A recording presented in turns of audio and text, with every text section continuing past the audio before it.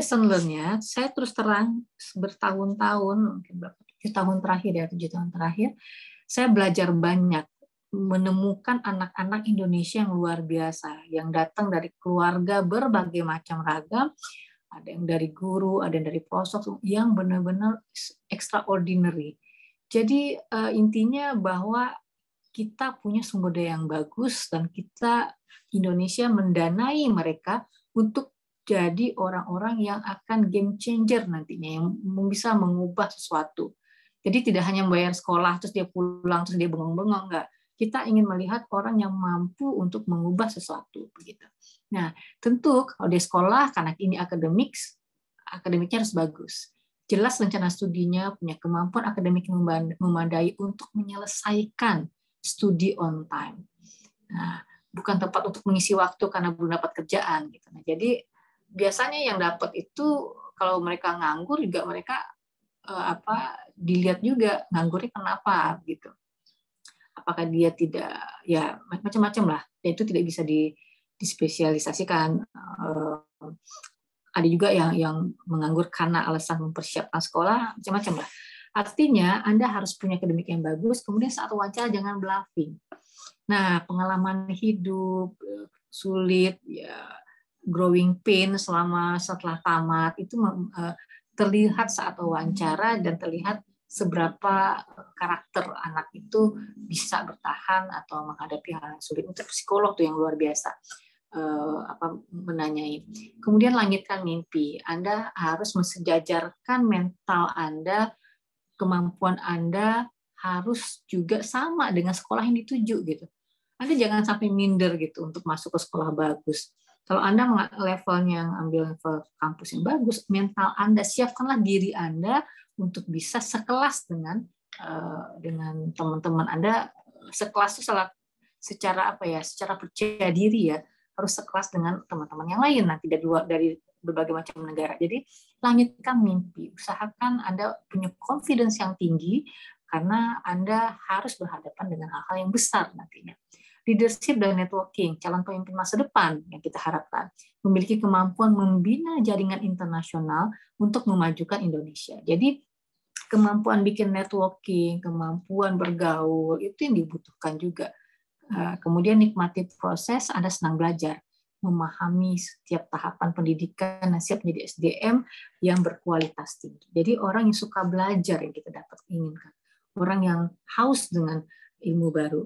Kemudian kontribusi. Nah, ini yang berat juga. Apa kontribusi Anda kepada Indonesia nantinya? Bagaimana Anda menerjemahkan ilmu-ilmu Anda itu menjadi sesuatu yang berguna bagi bangsa dan negara. Nah, lesson learn-nya apa yang pelajaran bisa diambil? Nah, ini pengalaman menarik. Ini statistiknya memang 2018, tapi ini bisa menjadi pelajaran bagi kita bahwa banyak orang-orang, pertama ini kampusnya ya, kampus mana saja yang banyak dituju dan menghasilkan alumni.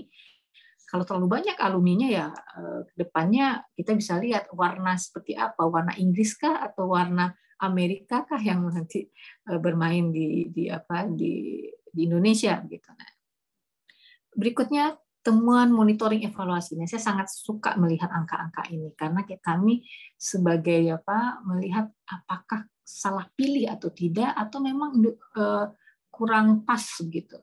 Nah, jadi LPDP melihat anak ini berpotensi, apakah ada afirmasi dan sebagainya, tetapi dari 380 itu dikasih kesempatan tidak berhasil mendapatkan unconditional letter. Nah, itu 2018 itu ada sampai 2018 ada 380 awardees. Itu sekarang lebih banyak lagi. Nah, kemudian ada 250 orang udah keterima beasiswanya, tetapi dia mengundurkan diri. Alasannya mendapatkan beasiswa lain, alasan pekerjaan, dan alasan keluarga. Jadi menarik ini, cukup besar angka-angka ini bahwa banyak orang yang nggak jadi berangkat. Kemudian yang gagal menyelesaikan studi ini 47, 22 doktoral dan 25 master. Nah, kalau doktoral gagalnya adalah karena gagal di ujian predoktoral yang tidak memenuhi syarat lah untuk jadi mahasiswa doktor.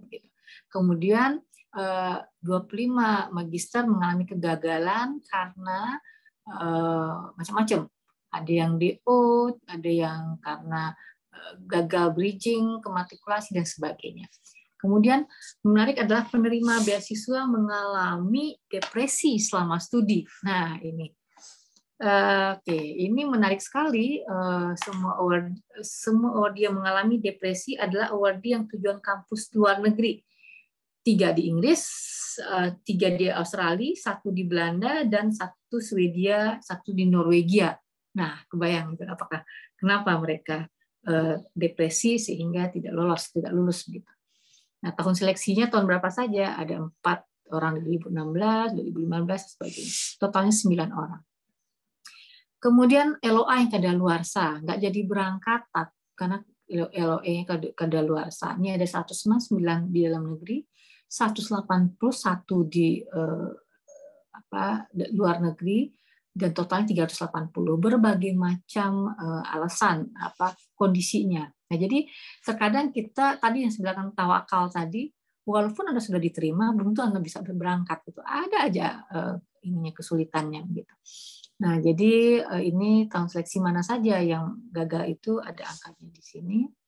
Kebanyakan itu dari reguler 258 awardee yang nggak jadi berangkat karena tidak mendapatkan kondisional atau LOE-nya kedaluarsa. Yang mengundurkan diri ada 250. Bayangkan dapat beasiswa LPDP mengundurkan diri. Kemana negara tujuannya? Indonesia sini 103, Inggris 39, Belanda 26, dan seterusnya. Silakan lihat. Nah, kebanyakan itu tuh dari reguler lagi. Reguler 212 mengundurkan diri. Gagal studi. Nah, gagal studi tahun 2016 itu ada 15 orang. 2015 14 orang, 2014 11 orang, 2013 7 orang. Macam-macam alasannya. Tapi tentu luar negeri lebih banyak daripada dalam negeri. Inggris kebanyakan, Indonesia, Belanda, dan sebagainya. Selandia, Australia, Amerika 2 orang, dan Prancis 1 orang. Nah, perempuan yang lebih banyak ternyata yang gagal studinya. Dan 22 orang laki-laki. Nah, jadi ya 50-50 lah ya. 50. Kemudian demografi temuan gagal studi ini menarik sekali bahwa tetap yang doktor itu magister yang paling besar, doktor 22, luar negeri yang lebih banyak, gagal studinya 33, dalam negeri 14. Nah, tentu kita pelajari di sini alasan-alasannya gagal ujian konfirmasi pradoktoral. Nah, kemudian 4 orang gagal karena diberhentikan oleh supervisornya. Ini menarik juga. Kemudian ada 1 orang yang sakit, 9 orang yang drop out, kemudian gagal di tahap bridging dan matrikulasi ada 4 orang. Nah, ini silakan dipelajari terjemahan dari angka-angka tadi. Nah, intinya adalah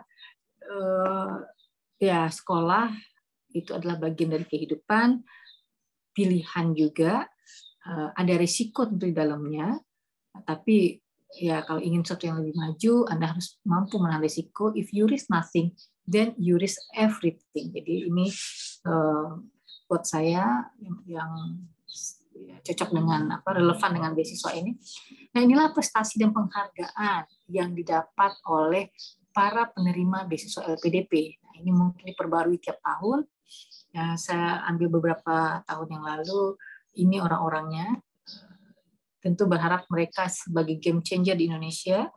Nah, silakan dipelajari. Nah, kemudian ini tips-tips kalau menurut saya. Kalau gagal lagi, coba lagi. Kalau gagal, coba terus pelajari kegagalan sebelumnya dan perbaiki. Nah, ini terlihat banyak sekali yang kita berikan beasiswa itu setelah tahun ketiga. Dan kita tanya, kenapa tahun pertama, kedua? Mereka ketawa. Tahun pertama itu saya konyol banget, Bu. Saya nggak siap sama sekali. Pasti tanya, saya bengong. Gitu. Tahun kedua, saya terlalu confidence. Ya mungkin mereka macam-macam lah ya. Jadi ada yang tahun kedua, tahun ketiga, yang ketiga kalinya baru mencoba. Tapi terlihat bahwa mereka itu mempersiapkan dengan sebaik mungkin. Kemudian positive thinking, kegagalan adalah cara Allah menunjukkan takdir yang lebih baik. ridho dan seperkeluarga penting, kemudian cerdas dalam melihat momentum. Jurusan-jurusan yang menarik itu tentu ada momentum-momentumnya. Tahun ini sekarang lagi ramai mungkin tentu health ya, medical science, kemudian ya banyak lah yang atau IT atau semacam bisnis, startup dan sebagainya, mungkin itu akan jadi prioritas. Kemudian ikhtiar dan doa. Nah ini yang menarik, jangan memaksakan Allah dengan doa-doa kita. Jadi kan kadang ya ada filosofisnya gitu, harus tawakal gitu. Kenapa? Saya katakan bahwa saat wawancara itu cukup lama loh. Wawancara itu rata-rata kami 45 menit ya. 45 menit, terus kami diskusi 15 menit. Jadi rata-rata satu orang itu diproses selama 1 jam. Itu terlihat aslinya gitu. Karena ada beberapa pertanyaan ya yang terkadang jadi kalau Anda memaksa dan sebagainya, Anda jadi jawabannya aneh-aneh begitu. Nah, orang psikolog saya tahu tuh, ini anak bagaimana begitu. Nah, tipikal seperti apa. Kemudian percayalah bahwa orang yang berilmu itu akan berbeda dengan yang tidak berilmu. Jadi ikhlaslah kalau belajar, berusaha, do your best gitu. Let God do the rest gitu. Itu kurang lebih ya. Buka wawasan berpikir dengan melihat kejadian alam, belajar di sumber macam-macam. Kemudian disiplin waktu.